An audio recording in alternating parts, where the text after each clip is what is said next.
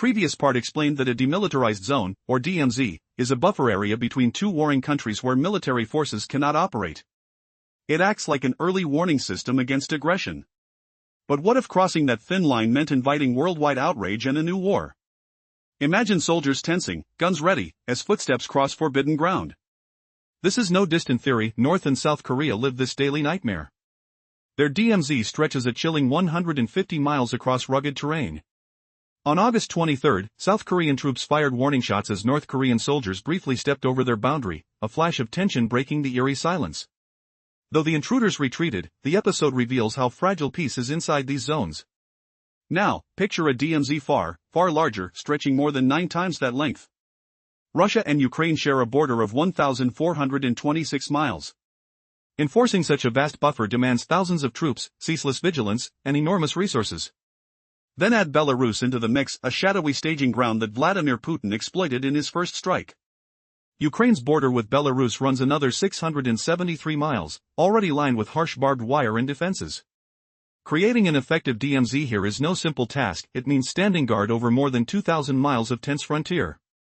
But here's the twist, this DMZ may not follow the usual script. Instead of Russian and Ukrainian soldiers holding their ground on opposing sides, peacekeepers from a neutral country could step onto these forbidding lines. Which nation could dare fill those shoes? Would Moscow and Kiev ever agree on who might stand between them? The answers remain unknown. Yet this concept could transform the battlefield into a place where the sharp edge of war dulls beneath careful watch. Can a third party truly hold the line where two powers clash? Or is this fragile hope destined to unravel under the weight of mistrust in history? The fate of an entire region might hinge on this unprecedented gambit. The Ukraine war drags on, inching toward its grim 4-year milestone. Plans for peace flicker like a fragile candle in a storm. One question now chills the air: could China, the silent giant, become the unexpected peacekeeper in Ukraine? Yet, this offer comes wrapped in strings tighter than any ceasefire agreement. Previously, we saw a groundbreaking plan emerge, a 3-layered defense system backed by about 10 nations ready to commit troops once the war ends. But all of that depends on Russia's consent. Vladimir Putin, however, seems determined to resist. On August 27, Kremlin spokesman Dmitry Peskov echoed Russia's firm opposition to any European troops entering Ukraine. He claimed the expansion of NATO military infrastructure into Ukraine sparked the entire conflict. His words hung heavy, like a dark cloud refusing to part. Russia rejects these talks outright. Yet Russia doesn't completely close the door. Instead, it proposes China for the peacekeeping role, a startling twist. China, while publicly calling for peace, has quietly fueled Russia's war machine. It has poured billions into Moscow's coffers by snapping up vast amounts of Russian oil. August saw China swoop in to buy more oil, filling the gap left by India's retreat, shaken by American sanctions. Moreover, China's steady supply of dual-use technologies, tools with both civilian and military applications, has been a subtle lifeline for Russia's forces. This quiet support complicates China's claim of neutrality. Still, China offers itself as a peacekeeper. But can the world trust a power so deeply entangled in financing the conflict? The question lingers like smoke in the wind: will China's peacekeeper role be a path to genuine calm, or a shrewd move to cement influence in a shattered Ukraine? And what does that mean for the fragile balance between hope and invasion on this scarred land? What if the war that has gripped Ukraine for nearly 4 relentless years was suddenly on the brink of a staggering transformation?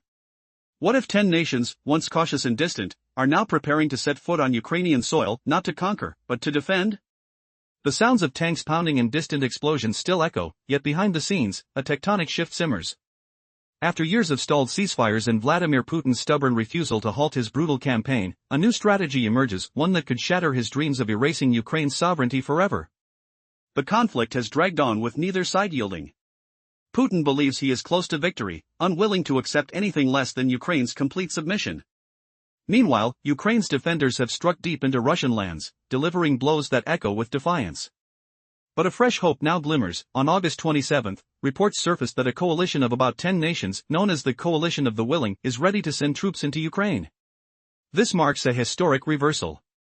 Western nations have long supplied weapons and training, yet firmly rejected deploying forces on the ground.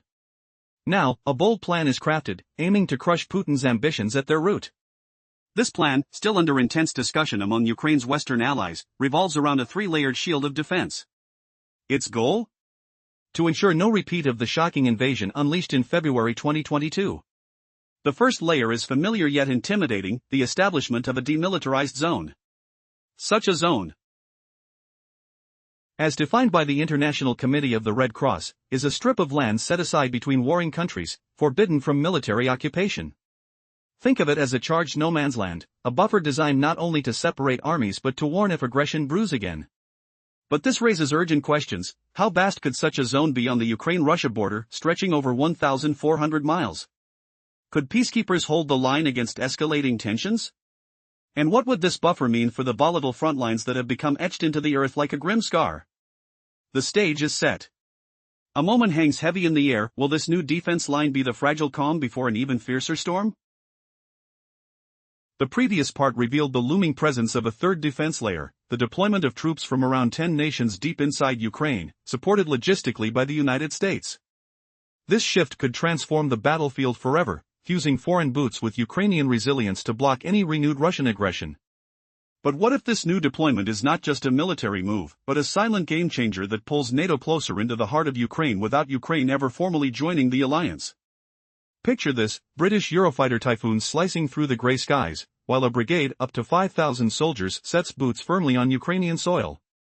These troops would do more than train, they would signal a constant NATO shadow, a permanent shield deterring Russia from even dreaming of crossing the line again.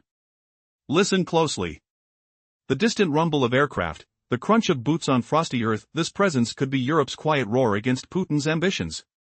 Here's the shocker: if Russia targets these foreign peacekeepers, it might escalate far beyond borders. Could a strike on these forces trigger NATO's Article 5, the legendary collective defense clause? The answer hangs heavy in the air: maybe yes, maybe no, but the doubt alone could paralyze Moscow's plans. Which countries will step forward? The UK, Canada, France, and Australia have all been named as potential contributors, their troops likely to settle in western Ukraine. 3 out of these 4 already participate in the British-led Operation Interflex, a program training tens of thousands of Ukrainian soldiers. Meanwhile, the president of the Czech Republic, Petr Pavel, has openly pledged his country's soldiers could join these peacekeeping ranks. Lithuania stands ready too, with its Baltic neighbors, Estonia and Latvia, almost certain to follow suit. Imagine the tenseness: foreign soldiers walking alongside local troops, eyes scanning borders stretching thousands of miles, fingers brushing cold metal rifles. This multinational force would serve 2 crucial roles: strengthening Ukrainian defense capability and embedding Western influence like never before. It is a bold new chapter, one Putin snorts at but secretly fears. Could this be the final checkmate, the endgame Putin did not see coming? The stage is set, but the world waits, breath held, as these plans edge closer to reality. Will this coalition sow peace, or provoke a new confrontation? The answer lies just beyond the horizon, where hope and danger twist like dark clouds on a restless wind. Previously, we saw China claim neutrality while quietly strengthening Russia's war effort. Its dual role shocks many, professing fairness while buying cheap Russian oil and selling crucial components that keep Putin's war machine running. Now, Ukraine rejects China's peacekeeping role outright, citing blatant hypocrisy. Yet, Ukraine and its allies push forward with a daring 3-layer defense plan designed to crush Putin's dreams forever. Imagine a vast demilitarized zone, stretching thousands of miles between Russia, Ukraine, and Belarus, the first layer. Unlike any buffer seen before, this zone could be patrolled by neutral peacekeepers instead of Russian or Ukrainian soldiers, a radical shift meant to deter aggression and provide early warnings of any violations. Just think, a stretch of land where silence must reign, but tension crackles in the air like static before a thunderstorm. Could such neutrality hold when the stakes are so high? Could uneasy peace survive where shadows of war still loom? Beneath this, Ukraine readies itself, stronger, trained by the West, bolstered by thousands of soldiers groomed through programs led by the United Kingdom and a coalition of partners. This second line defies Putin's demand to sever Ukraine's military power, ensuring Kyiv remains capable, prepared, and deeply integrated with Western defense doctrine. The scent of diesel and the clatter of boots on concrete echo in training grounds bathed in harsh floodlights, crafting a force Putin desperately wants weakened but cannot break. And then, the twist: a third layer where up to 10 nations, including the UK, Canada, and France, promise to station forces inside Ukraine itself. Not an invasion, but a protective presence. Forces that could transform Ukraine into an actual bulwark, standing between Moscow and its ambitions. Every fighter jet roar, every radio crackle, every hushed command in these foreign battalions becomes a message: attack Ukraine, and you risk igniting a conflict far larger, entangling NATO itself. Could Putin afford to gamble this reckoning? Yet, all this hinges on one question: can such a complex, multi-layered defense truly hold? Will the tentacles of diplomacy, military coordination, and international trust weave together in time? Or will the fragile thread snap, plunging the region into chaos once more? As the sun dips behind cold steel fences and the hum of distant artillery fades, the world waits, breath held, for the next move in this deadly chess game. As the Baltic nations step forward with readiness, around 10 countries now prepare to form a frontline defense inside Ukraine. This marks a seismic shift. Could this be the turning point Ukraine has desperately awaited? Amidst the echoes of distant artillery, the scent of smoke and earth still lingers, but hope brims like new dawnlight over broken fields. The question looms: will these forces finally tip the scales against a relentless adversary? Ukraine greets the plan with cautious optimism. Andriy Yermak, an influential voice close to Ukraine's presidency, heralds this as a breakthrough: military, economic, and political pillars intertwined to safeguard Ukraine's future once the war ends. He reflects on how just months ago, such unified support seemed elusive. The recent summit at the White House shattered doubts, igniting clarity on forging security guarantees and advancing vital weapons support, backed by European financial backing. The atmosphere was thick with urgency, diplomats and military strategists entranced by the gravity of these decisions, each handshake sealing new hope. But what of the United States, the global power whose presence can shift tides without boots even crossing borders? After an August meeting between President Donald Trump and President Volodymyr Zelensky, Trump's words resonated: Europe will supply troops on the ground, America supports by air. The cryptic statement now unfolds: the U.S. will not deploy infantry but will wield immense influence from the skies and command centers. Intelligence gathering, battlefield surveillance, and air defense coordination will be America's invisible shield. This strategic air umbrella gains teeth through the United Kingdom's plan to send Eurofighter Typhoons, sleek, deadly jets capable of speeds over 1,500 miles per hour, with a radius to cover nearly 1,800 miles. These aircraft promise swift, decisive response to any aerial threats crossing into Ukraine's expanse. The roar of their engines could soon replace the ominous rumble of Russian artillery, disrupting enemy sorties far from Ukrainian soil. Their presence deepens NATO's footprint without direct annexation, a delicate dance of deterrence and escalation. Yet, a shadow of doubt lingers. Can this layered defense hold the fragile peace? How will Russia respond to armed forces from 10 nations patrolling Ukrainian territory? The tension is palpable. Each radar blip and radio static buzz could signal a spark ready to ignite anew. Beneath the crisp northern air, soldiers prepare, gloves tightening on rifles, boots pressing into the gravel, hearts pounding with unease and resolve. Will these efforts forge a lasting barrier, or simply redraw front lines destined to bleed again? The next chapter promises answers, or perhaps deeper mysteries waiting on the horizon of this long-shadowed conflict. The last part showed how Ukraine's soldiers are already sharpening their skills. Over 56,000 troops have trained through the UK-led Operation Interflex, which marks a new era. But what happens when a small training mission shifts into a full-scale multinational force marching into Ukraine? Could this be the turning point Putin fears most? Operation Interflex has become more than just a program, it's a blueprint. The UK teams up with 13 nations, including Australia, Denmark, Finland, and Lithuania, ensuring Ukrainians can master Western weaponry.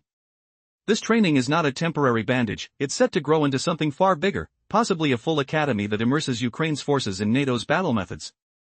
Imagine cold mornings on the training ground, soldiers breathing the crisp air, steel-bodied and ready to repulse any invasion, their every movement a step away from defeat.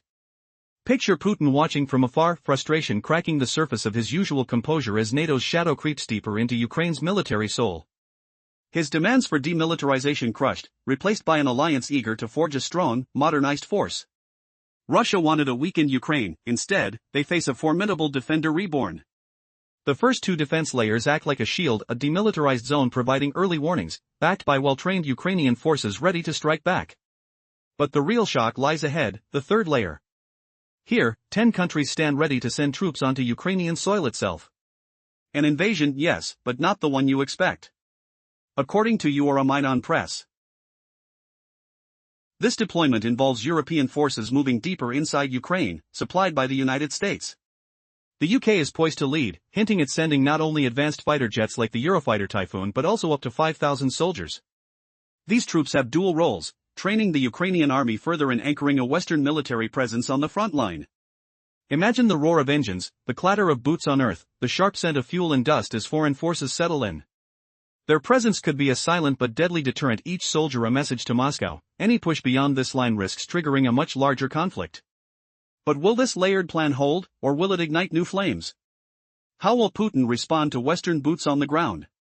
Is this new coalition the key to ending this war or the spark that escalates it? The world holds its breath as battle lines redraw, not just on maps, but in the very fabric of Europe's future. China's cold offer, peacekeeper or Trojan horse?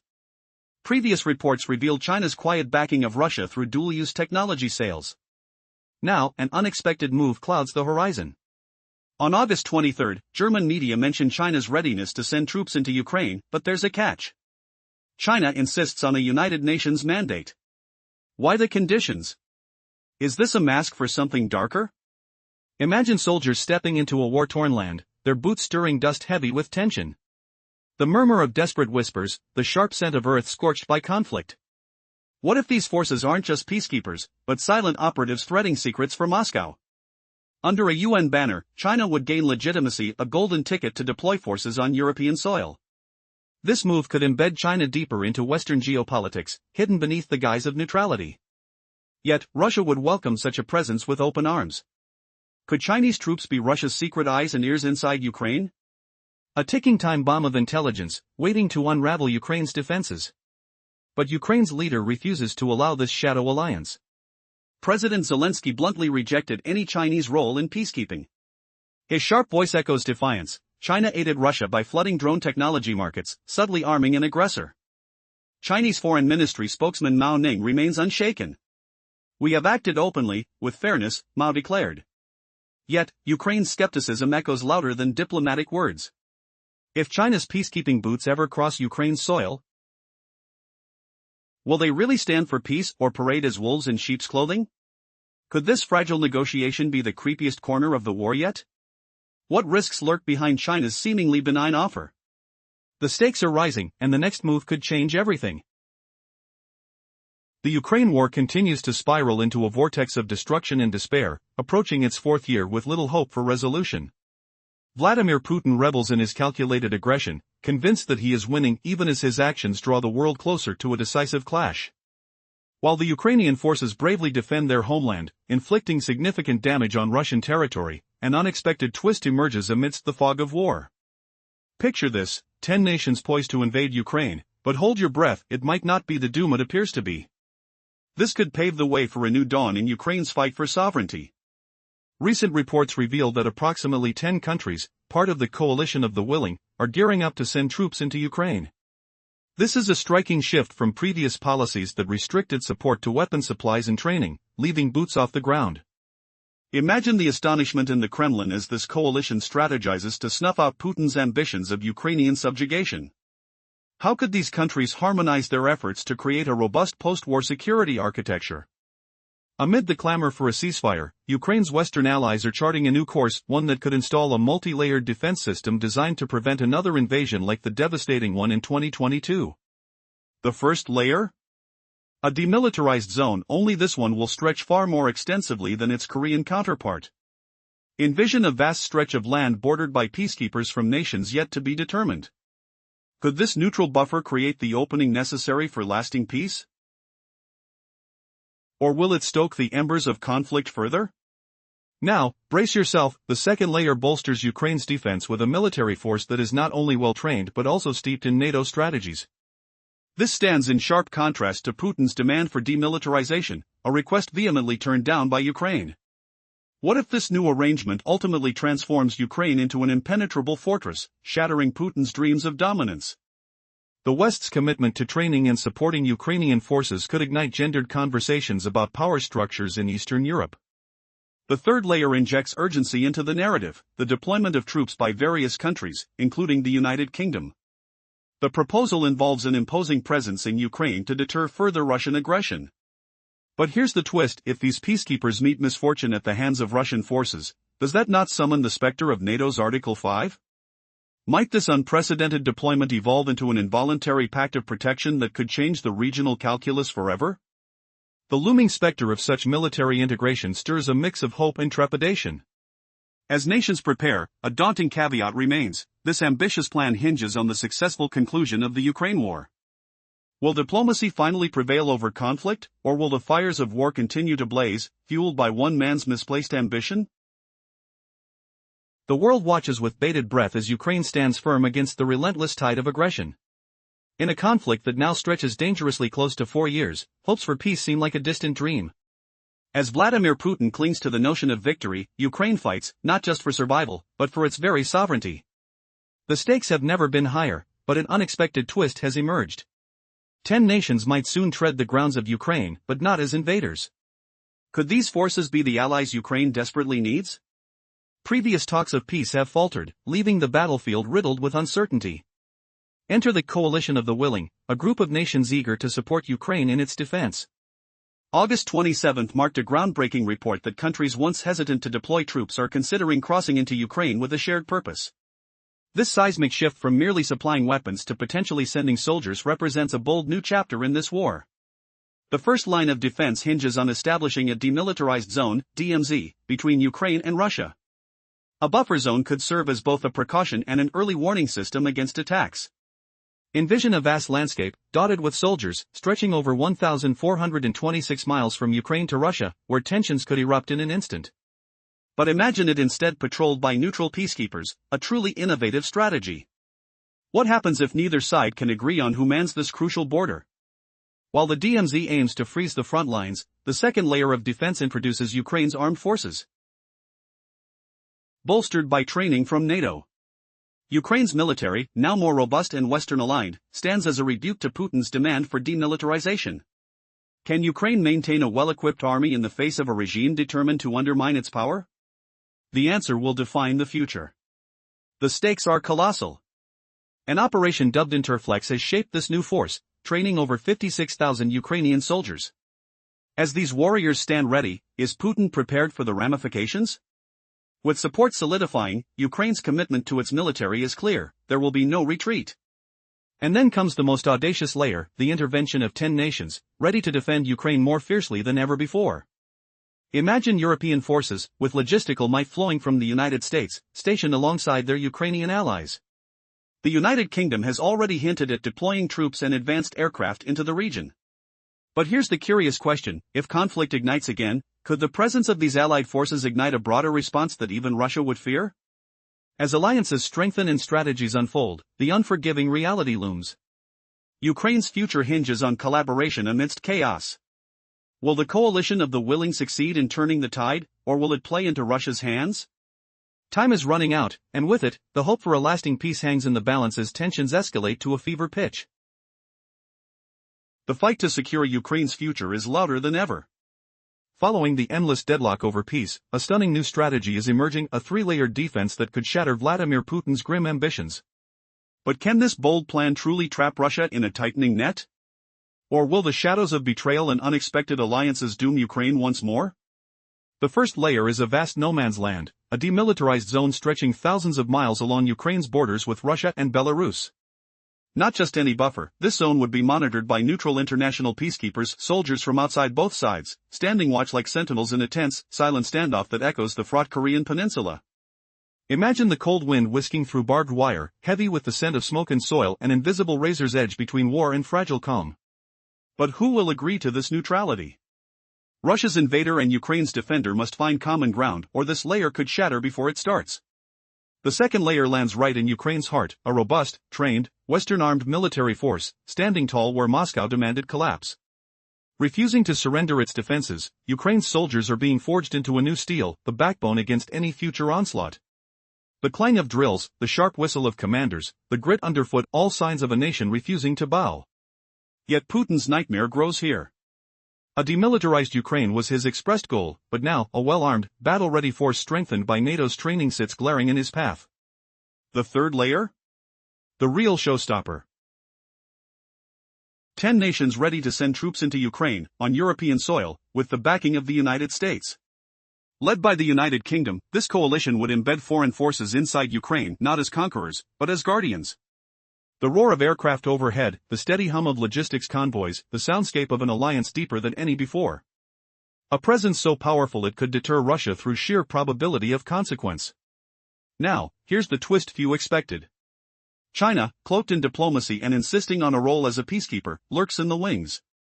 But Ukraine's leaders refuse.